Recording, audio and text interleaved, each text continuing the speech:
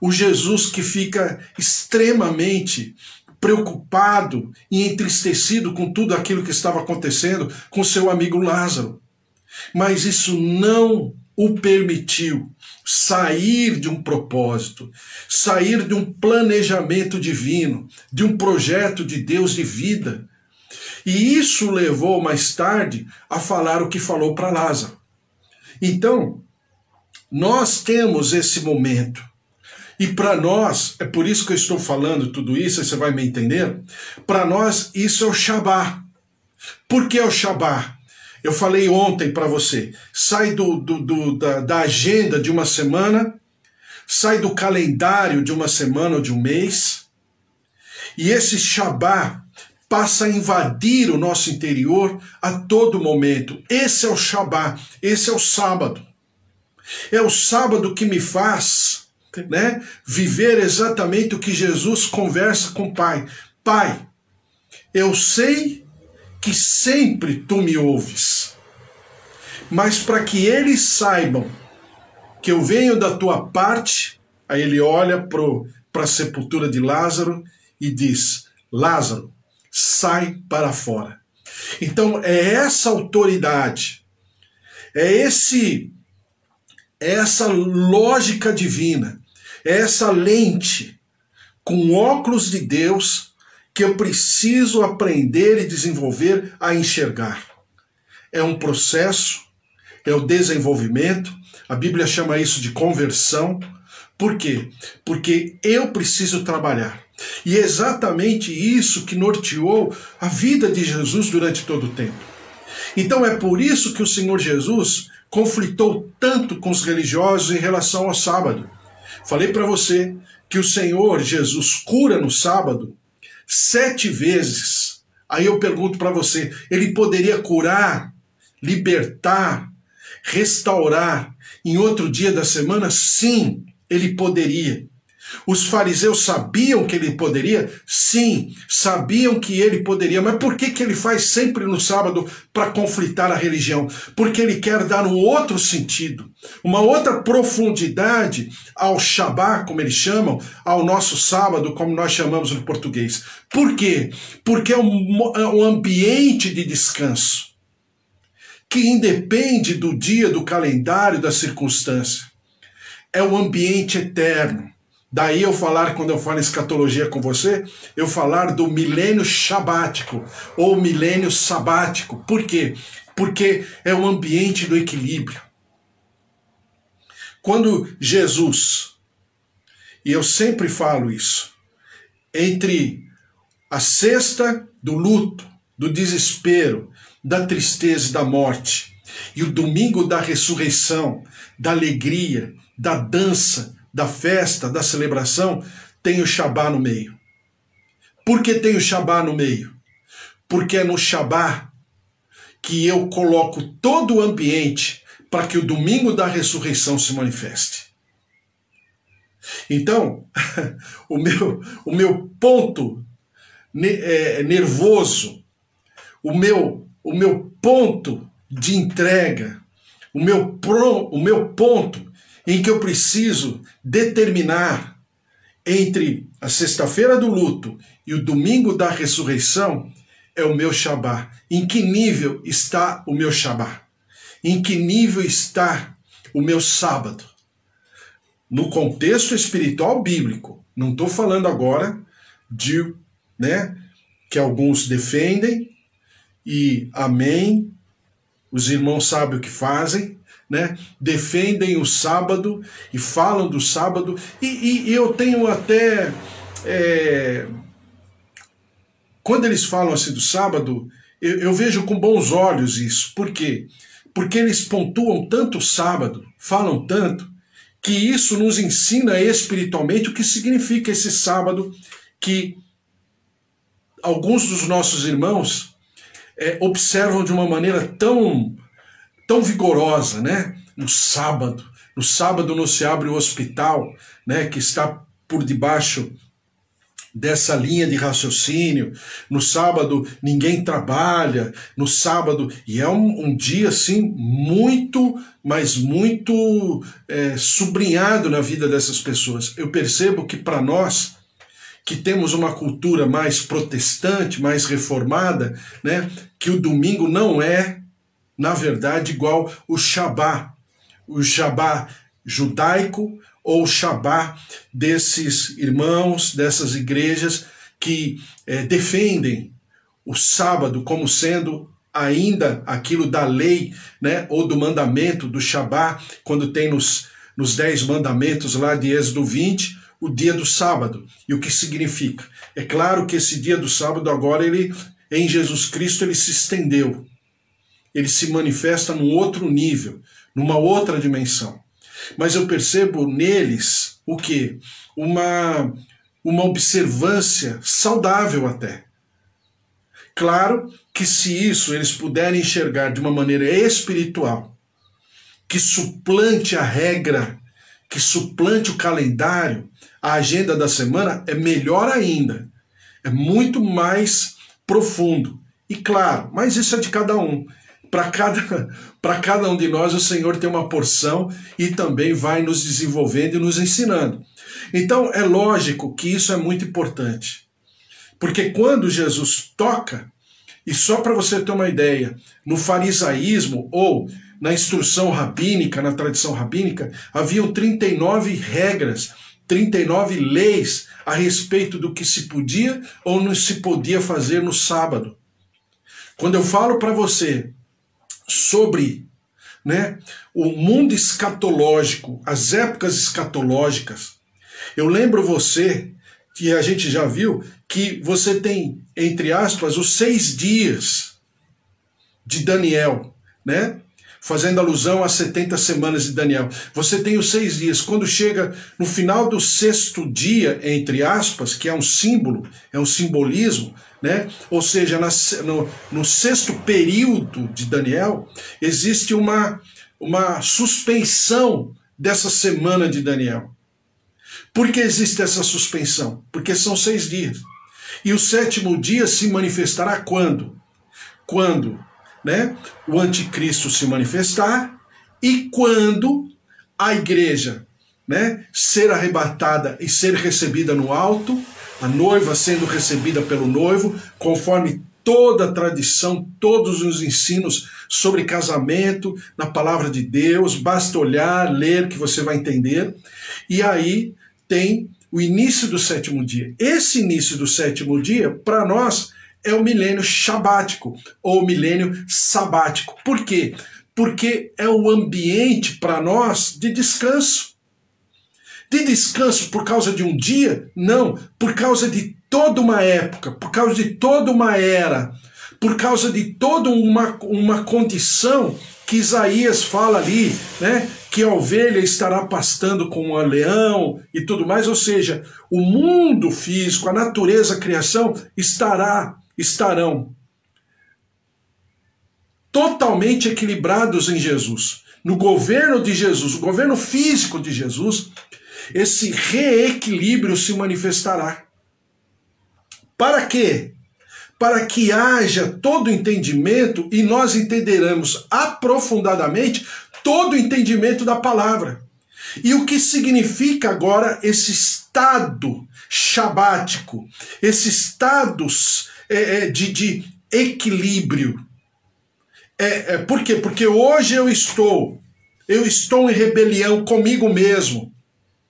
Hoje, eu preciso nortear esse meu sentimento pessoal, né? Eu preciso me reconciliar comigo.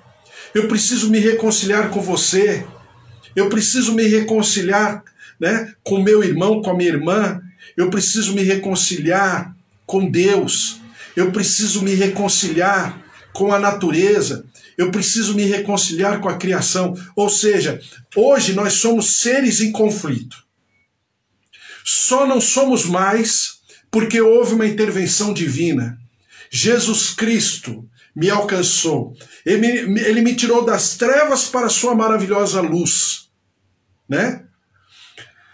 E através do Espírito Santo, agora eu estou apaziguado quando eu abro espaço para que o Espírito Santo trabalhe em mim.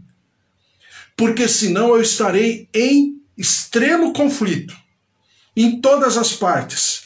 De mim para comigo, eu sou o meu maior inimigo. De mim para com Deus, de mim para com meu irmão, com aqueles que estão ao meu redor, os meus pares, de mim para com a natureza. É por isso que o mundo lá fora está completamente desequilibrado. E a cada dia que passa estará mais. Então a gente já tem nuvens e ventos desérticos aqui no interior de São Paulo, né? Não preciso eu discutir a respeito, você tá assistindo a televisão, você está ouvindo o rádio, está acontecendo. Estamos com uma falta extrema de água, de chuva, o desequilíbrio está total. Vulcões estão voltando como eles falam, vulcões que estavam adormecidos por séculos estão voltando a movimentos ainda internos, mas já estão em movimento, né? A natureza, haja visto o que está acontecendo com essa pandemia, daí eu falar para você que nós nunca seremos os mesmos, ainda que queiramos no aspecto, né, físico-natural. Por quê? Porque nós estamos infringindo uma lei. Qual é a lei? A lei do equilíbrio. E quem traz equilíbrio só existe um: Jesus Cristo, o autor e consumador da minha fé. Então esse desequilíbrio está em todos os sentidos. Nos relacionamentos humanos, na natureza, né? A Bíblia fala de criação, né? Na criação, na nossa relação com Deus, mas nós, como eu sempre falo, somos os malvados de dentro. Por que somos os malvados de dentro? Porque sabemos que somos malvados. E nós não deixamos que essa malvadeza, tome proporções. Mas a gente está, a cada dia, diz a Bíblia, estabelecendo o domínio próprio. E domínio próprio significa, para aqueles lá fora, autocontrole. Mas não por causa de uma disciplina, não por causa de uma atitude externa, mas por causa da influência, a ação de um agente externo chamado Espírito Santo de Deus, terceira pessoa da Trindade, o penhor da nossa salvação. Então é exatamente assim que nós devemos andar, mas devemos entender, sermos sabedores que lá fora, na situação e na circunstância diária, tudo está um caos. Quem transforma caos em cosmos é Deus. Quem transforma as trevas em luz é Deus. Exatamente o que ele fala em Gênesis capítulo 1. E a terra era sem forma e vazia, e havia trevas na face do abismo. E o Espírito de Deus pairava. E disse Deus: haja luz, e houve luz. Então é exatamente essa luz que João capítulo 1 diz, essa luz se manifeste cada dia mais sobre mim e sobre você. Então, só para eu ler a palavra, não vai dar mais tempo de comentar muito, mas só para a gente ler. Marcos capítulo 2, versículo 23, diz assim: aconteceu que ao atravessar Jesus, em dia de sábado, as searas e os discípulos, ao passarem, colhiam espigas. Advertiram-nos os fariseus: vê, por que faz o que não é lícito aos sábados? Mas eles lhes respondeu: nunca leste o que fez Davi quando se viu em necessidade e teve fome, ele e os seus companheiros? E diz o Senhor Jesus aqui no versículo 27, acrescentou: o sábado foi estabelecido por causa do homem, e não o homem por causa do sábado, de sorte que o Filho do homem é Senhor também do sábado. É aquilo que eu te falei. A regra ou uma postura, um hábito, ele não pode ser maior do que a própria pessoa. Porque senão, aquele hábito e aquela regra se assenhora. Regra, não estou falando ordenança, nem mandamento, nem juízo, nem estatuto do Senhor. É uma outra história. O que Jesus está falando aqui é aquilo que eu sempre falo para vocês. Existem tradições saudáveis que me levarão a Deus, né, que nortearão a vida com Deus, e existem tradições humanas que não levam a lugar nenhum.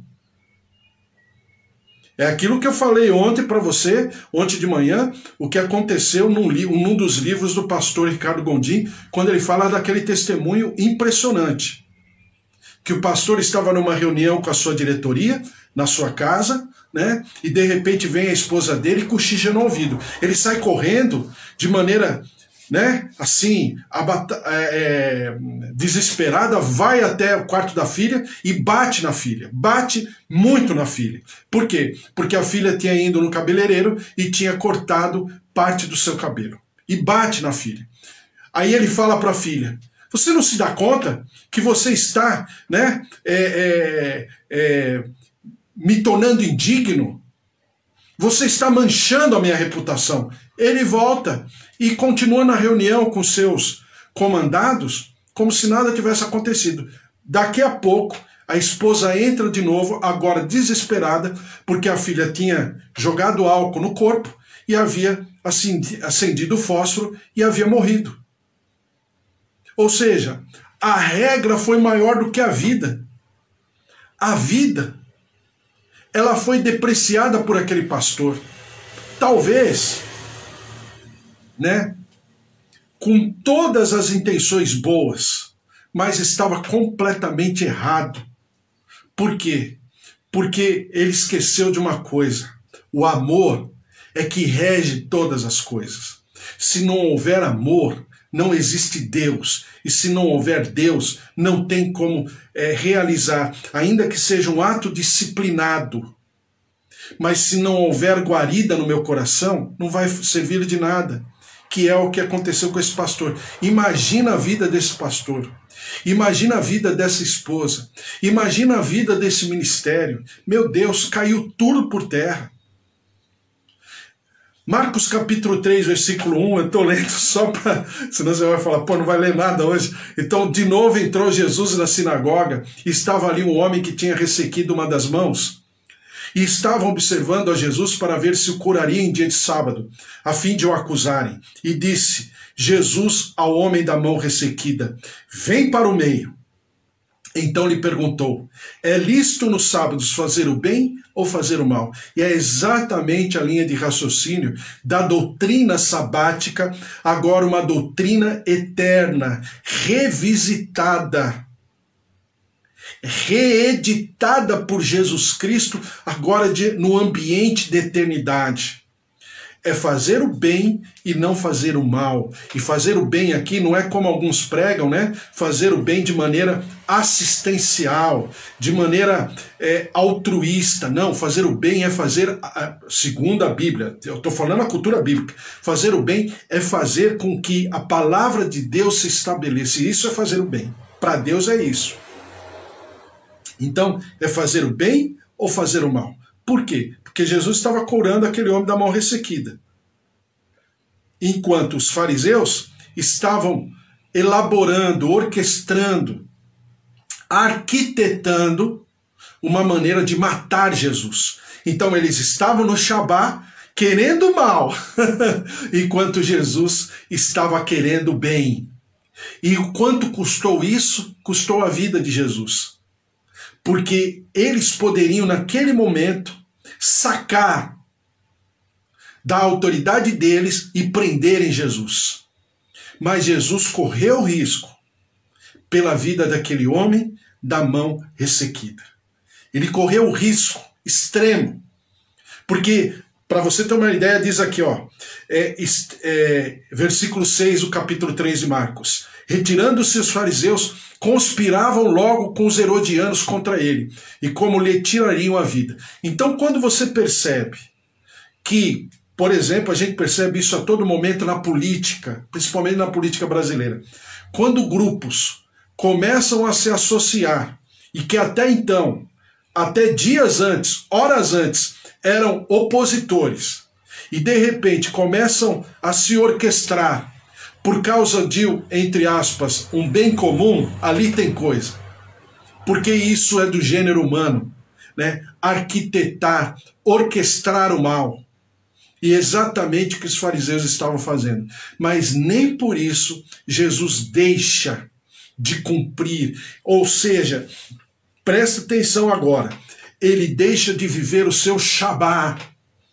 O Shabá é a conexão perfeita do Elohim com o gênero humano em Jesus Cristo. E ele vive esse Shabá. Por que ele cumpre com o propósito do Pai, mesmo correndo um risco extremo de morte a todo tempo? Exatamente porque ele estava no seu Shabá.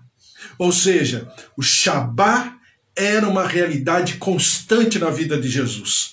E eu profetizo isso sobre a tua vida hoje, assim como sobre aquele homem da mão ressequida. Ainda que nós estejamos, em momentos, em algumas áreas da nossa vida, ressequidos, ressecados, endurecidos, cauterizados, até mesmo abrutalhados, eu profetizo e declaro e determino sobre a tua vida que o Senhor está derramando dessas águas, o Senhor está curando, libertando, e nós estamos nos estendendo, nos expondo diante do altar do Senhor, porque essa sinagoga representa a presença de Deus, a comunhão de Deus. Não é assim que a sinagoga, como uma igreja, como a nossa comunhão aqui, não representa a glória do Senhor na nossa vida? Então ele chama esse homem para o centro da sinagoga, ou seja, o Senhor nos chama para o centro da sua vontade e ao mesmo tempo ele destaca, ele expõe a nossa ferida para nos curar, para nos restaurar, para nos libertar, para nos reconstruir. É tempo de reconstrução, é tempo de vida, é tempo de sermos rejuvenescidos, restaurados, renovados na nossa fé, naquilo que vivemos, naquilo que temos, porque Deus é poderoso. E essa relação com Ele é para toda a eternidade. Então nós vamos viver, ainda que ressequidos ou ressecados hoje, mas estamos sendo curados. E eu profetizo essa cura, essa saúde, essa reconstrução, essa restauração, esse renovo, esse renascimento na tua vida, com os propósitos do Senhor sobre a tua vida e através da tua vida, por sobre toda a tua casa, todos os teus amados, queridos, em nome de Jesus. Amém? Glória a Deus. Vamos orar e vamos colocar tudo isso diante do Senhor mais uma vez, tá certo? Orando.